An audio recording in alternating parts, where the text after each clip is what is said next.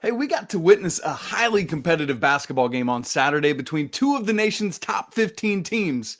Unfortunately, one that North Carolina lost. Now, while all hope is not gone, this was a major missed opportunity for Carolina. You are Locked On Tar Heels, your daily podcast on the UNC Tar Heels, part of the Locked On Podcast Network, your team every day.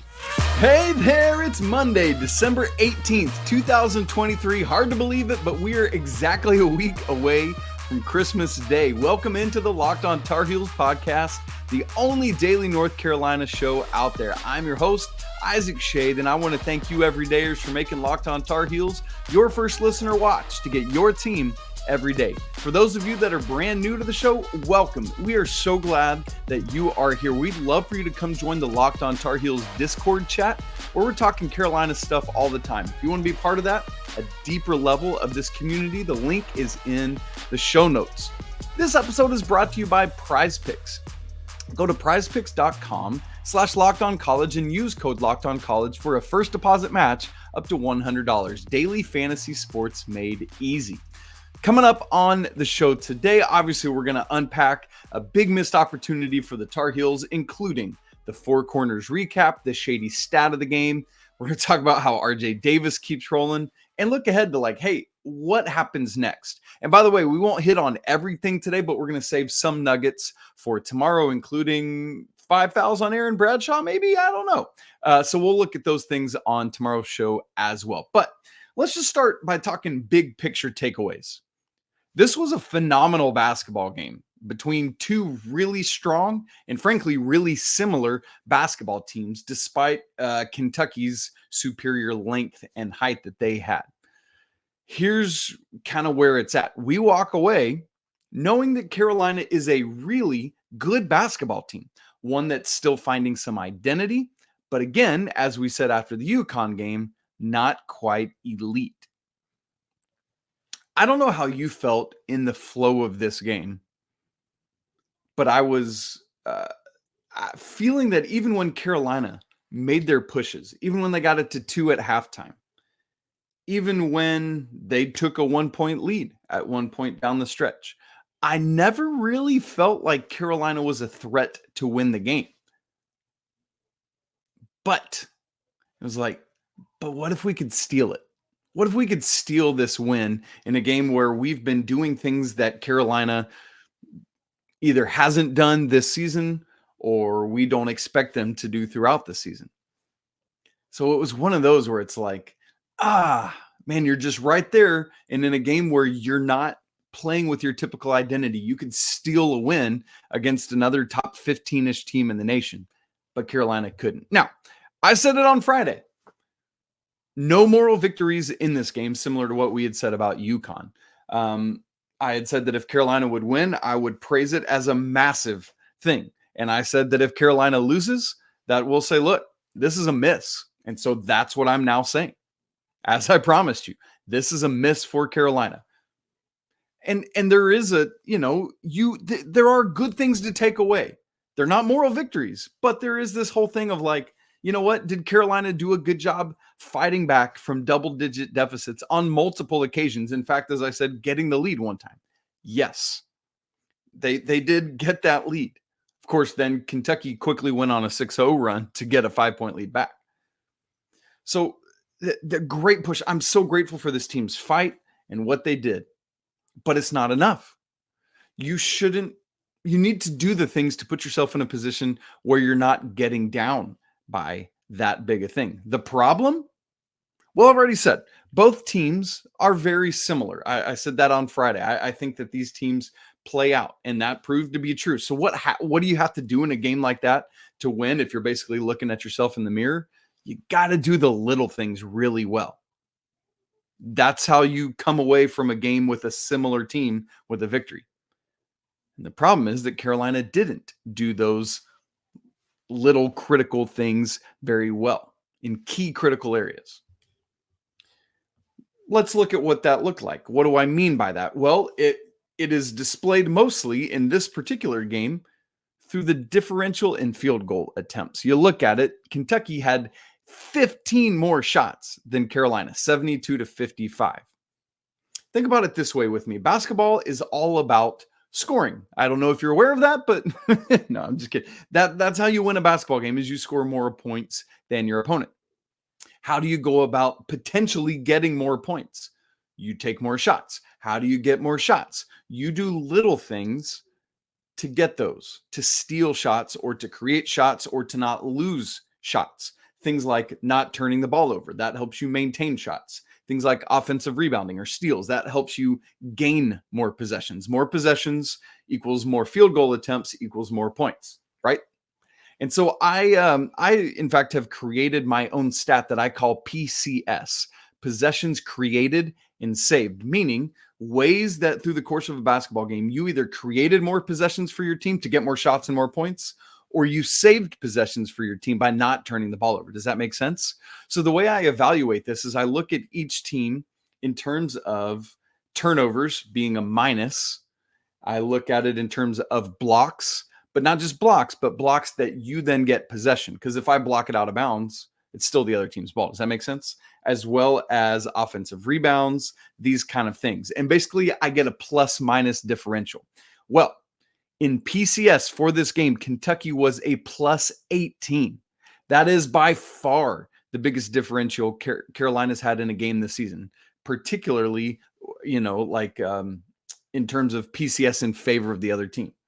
By far, not even close. So you could even just look at PCS and say, oh yeah, Carolina did not do the things they needed to do to win a close game by doing the critical things that make up PCS well. Does that make sense? Let me give you the two specific areas. Number one is rebounding. For the first time all season, Carolina had single-digit offensive rebounds. They only got 6 and 26 defensive rebounds. In totality, Kentucky out-rebounded Carolina by 10 in this one. And while Carolina only got 6 offensive rebounds, Kentucky tripled that, getting 18 offensive rebounds. That's why part of why that PCS number is so high. And they got, Carolina actually had more defensive rebounds, 26-24. But it doesn't matter when Kentucky's getting that many. Now, you look at the percentages on it, because it's not just about what are the totals you have in terms of rebounds. You got to look at the percentages and how that plays out. So UK got 40 their offensive rebounding percentage was 40.9%. Their defensive rebounding percentage was 80%. We talk about Carolina, and Coach Davis said this was going to be a critical factor in the game. He's talked about that a lot, both ahead of the UConn and Kentucky games. Carolina has to finish defensive possessions with a rebound. Don't let your opponent get multiple shots at it, multiple cracks at it. Well, when Kentucky's rebounding 40%, 41% essentially of their own misses, that's not going to do it. And so offensive rebounds in particular played a major factor of this game, especially down the stretch. I'll just give you 2 examples. 1:08 left in the game. Carolina's down 2. Aaron Bradshaw misses the front end of a 1-and-1. It's like, awesome. Let's get it and go. But two Tar Heels, I think it was Cormac Ryan and Jalen Withers, kind of fought over the ball. If I remember correctly, it bounced off the backboard. Kentucky grabs it back, and they pick up another possession. Another one, Carolina forced the ball. I think somebody blocked it. Maybe it was a Bacot block out of bounds. Shot clock's down at 3. This also late in the game. And on the inbounds, they force a kind of contested 3 from the corner. It airballs. And it's like, great, let's go back the other way. Nope. Aaron Bradshaw is right on the other side of the rim. Should he have still been in the game? And has RJ Davis boxed out. He gets the rebound. RJ has to foul him. And so it's like these are the kind of things that happened down the stretch. 3 or 4 critical offensive rebounds for Kentucky that helped them seal the victory when Carolina could have had a chance to get those and go back the other way. Now, another one. So that was a key one. The other is turnovers. And this is an area where it's interesting because both teams kind of struggled with turnovers. Carolina finished with 17. Kentucky finished with 14. So you look at that and you're like, man, if Carolina had been down around their usual average of turnovers, that could have maybe mitigated some of the rebounding struggles. Does that make sense? And so even if you'd just done one of these things a little bit better. For Carolina, it was that 17 was their highest total turnovers of the season. But similar to what we said about rebounds, it's not just about the total, it's about percentages. Why? Well, you expect you're going to have more total turnovers in a game with more possessions. On the flip side, you expect you're going to have fewer turnovers in a game with fewer possessions. So it's all about what percentage of your possessions resulted in a turnover. That's more what we're looking at. And that's where you get the tale of Carolina's turnover woes in this game. So the number of possessions on which Carolina committed a turnover throughout the season in a game had never been 20% or higher. They had been under 20% turnover percentage in every game this season. But in this one, it was right at 21.0%. You can't do that and expect to win a high-level basketball game. Now, obviously, a ton of that was in the first half where Carolina committed 11 of the 17 turnovers, and it was the early part of the game, and we'll get to that in a little bit as well. But that's where it is. You hamstrung yourself early on by doing that. If not, Carolina might have been in a better position to win this game or already have the lead. So you look at all that.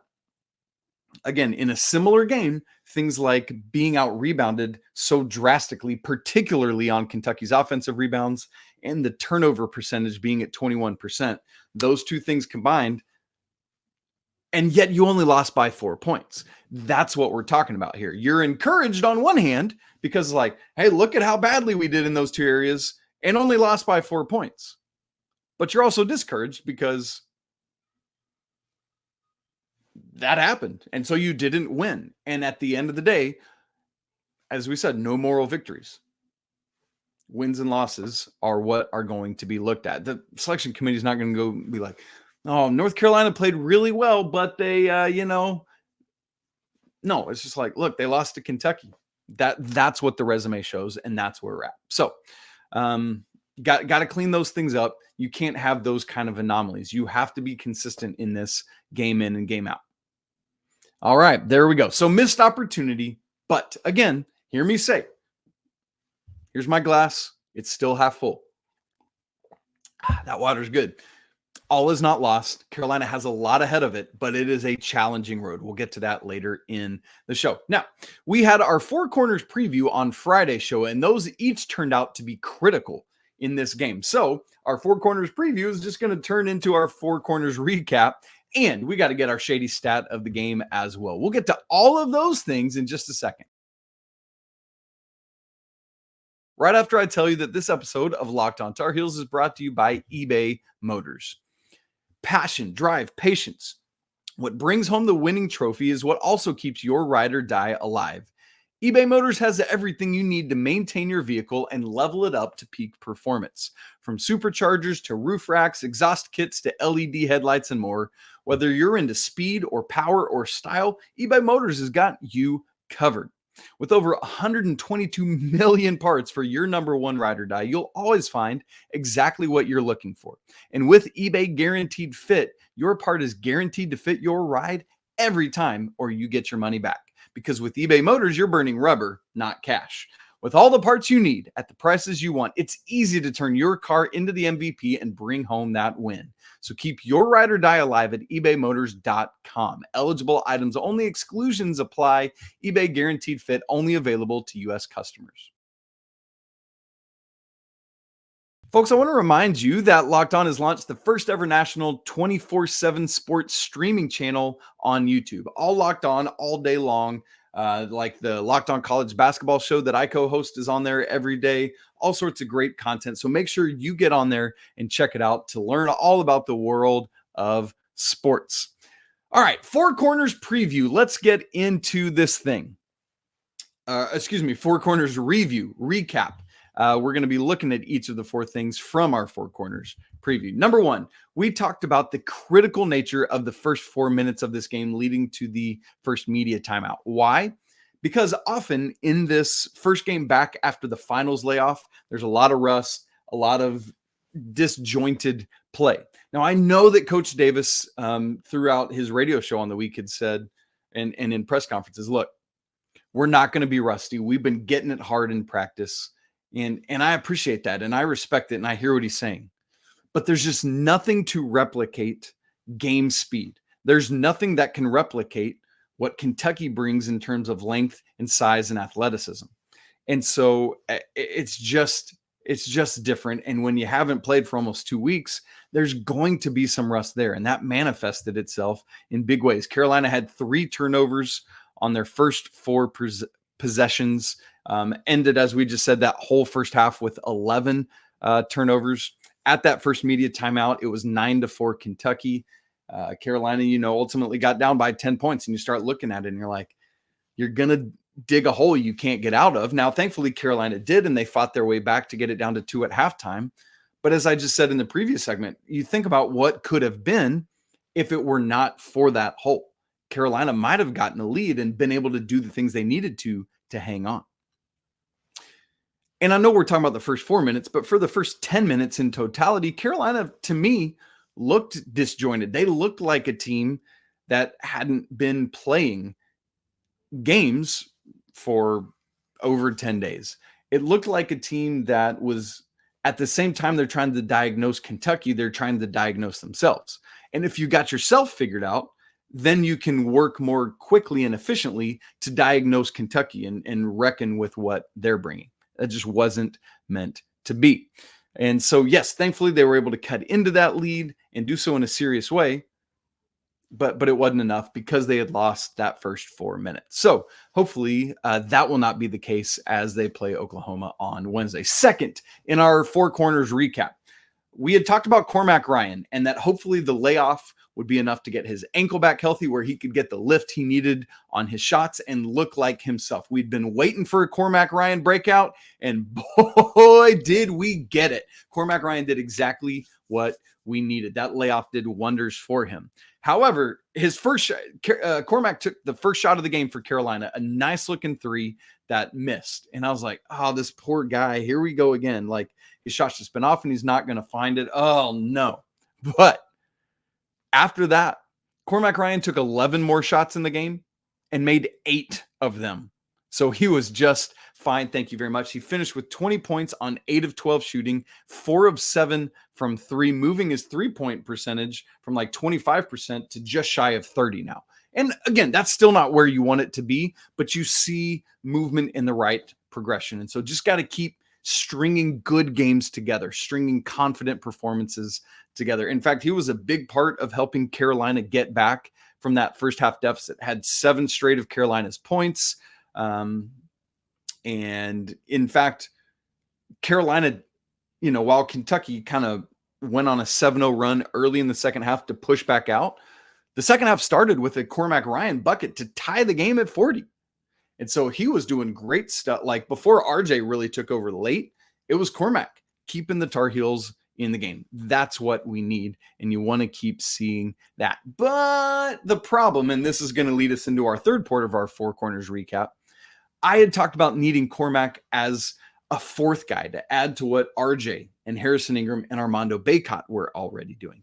Unfortunately, in this game, that made him the second guy because the third part of our Four Corners recap is we had said need a big Armando Bacot game and just didn't get it.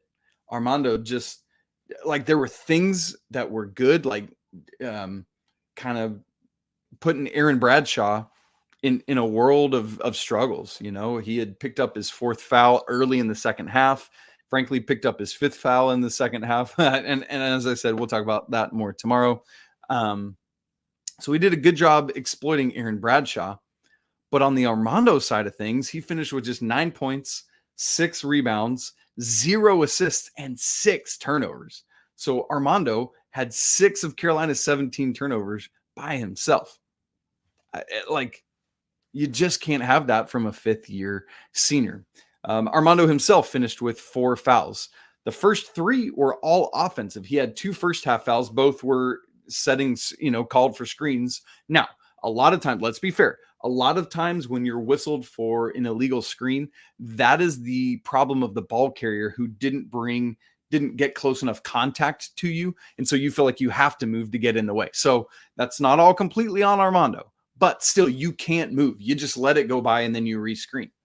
And then his third one was also offensive because he had great position, but kind of used a hook to clear out. I think it was Bradshaw behind him. Maybe it wasn't. Trey Mitchell, I think it was actually.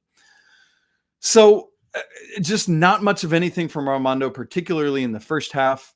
It wasn't much more there in the second. It's just got to have more from Armando. There's got to be consistency, right? Like, so just as Cormac does it, Armando doesn't do enough, and Harrison Ingram didn't have as consistent enough game either. They're gotta get to the point where it is all of these guys working in tandem, because while RJ did everything he did, it shouldn't have to be that much on him. All right, the fourth thing in our four corners recap was the free throw line. We talked about how Carolina needs to be able to get there and continue to do the work of making more free throws than their opponent attempts. That did not happen in this game. Carolina was 21 of 27 from the free throw line. That's 77.8%. That's right where they need to be as a team. Obviously, you'd always love to hit more, but their season average is 76, and they're looking great in that regard. So they were above their season average. Kentucky, though, shot 19 of 26. So Carolina had a higher percentage and got to the free throw line one more time than did Kentucky. But here's the issue. Carolina is relying on the free throw line as a critical part of their offense. And so, yes, while they did better in terms of number of attempts and percentage, there's got to be a wider gap there for Carolina to really feel like they're in a good place this year. And here's what I mean by that. In Carolina's 10 games, this was just the third time that a team had been within 6 free throw attempts of the Tar Heels. Carolina has had more attempts than every one of their opponents other than Villanova. So, of those 3 times a team has been within 6 free throw attempts of Carolina, you probably guess where this is going. Nova took more. UConn had 6 fewer attempts than Carolina, and Kentucky had 1 fewer attempts than Carolina. All that to say, this typifies how critical the free throw line is for Carolina, because when the Tar Heels attempt 7 or more free throws than their opponent, they're 7-0. When Carolina attempts 6 or fewer free throws than their opponent, they're 0-3. So that is a critical key we have to watch for all season long.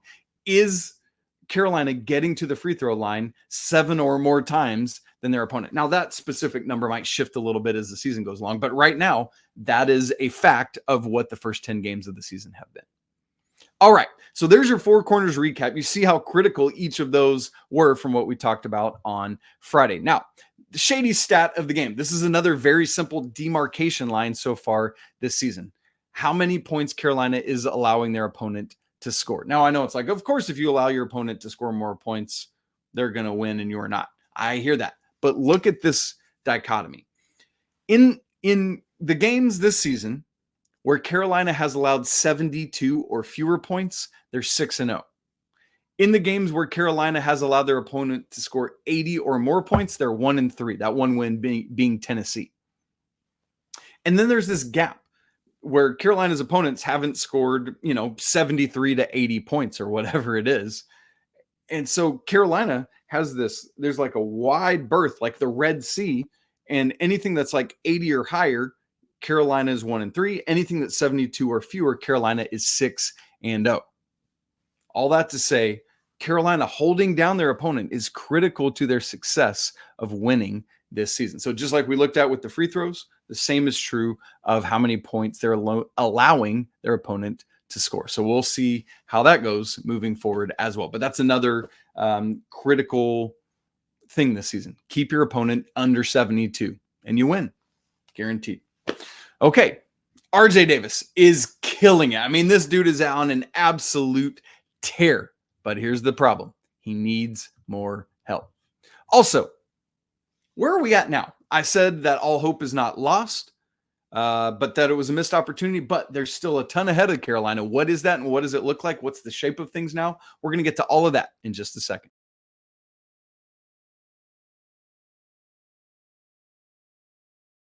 Okay, RJ Davis. My goodness, another fantastic performance. And much of it in the second half, down the final 8 minutes of the game, is Carolina really, really, really needed him. RJ was 8 of 18 from the floor, 3 of 9 from 3, 8 of 9 from the free throw line, 7 rebounds, the leading rebounder on the team. You are hearing me correctly. RJ Davis not only led the team in points, but also rebounds, had 4 assists. The blemish was 5 turnovers. You don't like that, but there it is. So RJ in totality, I hate it because probably what he's walking away really thinking about is those turnovers and that one missed free throw. He had started the game having made 33 straight, made the next 8 to get it up to 41, which ties the Carolina program record, interestingly enough, set by Coach Jeff Lebo. And then he missed that one that would have not only broken the record, but it was down the stretch at a critical moment. And so I know RJ is going to be frustrated with that, but it's just, you're going to miss eventually. And so it's just unfortunate that it came at that time. But he can't be the one to continue shouldering all that load. And by the way, it is kind of funny that how much it says something that you go 8 of 9 from the free throw line and it brings your season percentage down. That's how strongly RJ is shooting at the free throw line. He now has 5 straight games of 26 plus points, 6 straight games of 20 plus points, and has scored 20 or more in 7 of Carolina's 10 games this year. Again, RJ Davis, folks, that ACC preseason poll of the ACC first and second team. Come on. Big, big, big fat miss. But RJ right now is not only putting up ACC Player of the Year type numbers, he's putting up All-American type numbers. That's what we're talking about. That's where he's at right now. So we'll keep an eye on it going forward. But the problem is this. RJ's scoring all these points. He's having to shoulder too much of the load. It needs to be more diversified. Honestly, I love that he's scoring all these points. I'd rather see him be able to score less because it meant that his teammates were scoring more. Does that mean, I'd rather see him 15, 16 range and others coming up to that level. For example, because he's taken on so much of this role, one of those critical late possessions, Kentucky kind of sold out to stopping him, and so he had to give up the ball. Harrison Ingram got to the free throw line. It was fine. But it's like they know and of course, RJ was just cooking. I mean, he was drilling. It was a sight to behold. But it can't be all on him. For example, Kentucky's offensive balance, that's what Carolina needs to get to. In this game, 47 of Carolina's 83 points, more than half, came just from the combination of RJ Davis and Cormac Ryan. While Kentucky, on the other hand, 8 players had 7 or more points. 8 different Kentucky players with 7 or more points. That's the kind of offensive balance that makes you unguardable as a team. If it's all on RJ, you can guard that and force somebody else to beat you. That's what Carolina needs to do. Now, where do we go from here? After this loss, what does it mean for Carolina moving forward? Well, plain and simple, it puts a ton of pressure on Wednesday's Oklahoma game. It's like we said during football season. If Carolina had taken care of business against Virginia and Georgia Tech, you're kind of like, all right, we lost at Clemson. It is what it is. But now, it is a critical game for resume building, beating Oklahoma. That incredibly difficult stretch we talked about of Tennessee, Florida State, UConn, Kentucky, Oklahoma. Carolina's 2-2 in those games. And I said I'd love to go 3-1, but 2-2 would be fine. But that's where you're at. You have to get a win now to get to 2-2. It's not like, hey, we're 2-1, and this Oklahoma game is kind of gravy because it could get you to 3-1 or you fall to 2-2, and that'd be fine. No. Now you're sitting at 1-2, 2-2 if you include the Florida State game, and you got to get that win against Oklahoma. Now, Oklahoma won on Saturday, so they're still undefeated. They're still going to be ranked one of just 4 teams in the country in Division I that's undefeated. And so this is a big-time game, massive game for Carolina. It's going to do wonders for their resume if they can get it. But if they lose it, then we're scratching our heads a little bit heading into ACC play. And we'll deal with that on Thursday's show after the game. So this is the final chance for a marquee non-con resume building W. And Carolina's non-conference strength of schedule is legit, and it's only going to go up when they play Oklahoma. Carolina is just one of a few teams in the Power 6 that rank in the top 16 at strength of non-con strength of schedule. So the resume is in good shape right now, not elite shape, good shape. And this one would do you some wonders and help, as like we're already starting to think about it, but it's these kind of games that really affect your seeding come March Madness. And keep in mind, the ACC start of play, I know Florida State was an ACC game, but the main chunk, that's no joke either. 3 straight road games at Pitt, at Clemson, who's legit. They just took their first loss on Saturday at Memphis, but they're a very strong team. And then at NC State, who hung around with Tennessee for most of Saturday night as well. So a lot of big time stuff upcoming. Quick weekend whip around for us. Women's basketball won on Friday 96-36 over Western Carolina. Alyssa Utsby had near triple-double numbers, 23 points, 9 rebounds, 6 assists. Also 4 steals and 2 blocks. Good grief. Wrestling, number 21 in the nation, shut out Morgan State 36-0 in a dual meet on Saturday. They wrestled again on Sunday against App State. I'm actually recording before that happened, so I don't know the outcome, but we all do as we're watching and listening back. Moving forward, not much going on for Carolina athletics. Literally only two events in the upcoming week. That's women's basketball in the Jumpman Invitational on Tuesday. They're also playing Oklahoma, and then men's basketball against Oklahoma in the Jumpman Invitational on Wednesday. After that, nothing in Carolina athletics till a week later when the football team has their bowl game against West Virginia. So kind of a dry season around Christmas here, but that's where we're at. All right, folks, thanks so much for tuning in to kick off the week here on Locked On Tar Heels. It's been great to be together. If you'd like to have more conversation, again, come join our Discord. The link to that's in the show notes. You can email us, lockedontarheels@gmail.com. Also, please don't forget to subscribe to the show on video and audio. That does so much to help spread the word. We'd love also if you do that by rating the show or reviewing it wherever you can. 5 stars, talk about why you love Locked On Tar Heels. Also, if you're watching, smash the like button, and we'd love to hear your comments on this game against Kentucky. Hey, even after a loss, it's always a great day to be a Tar Heel. We'll talk again tomorrow, but until then, peace!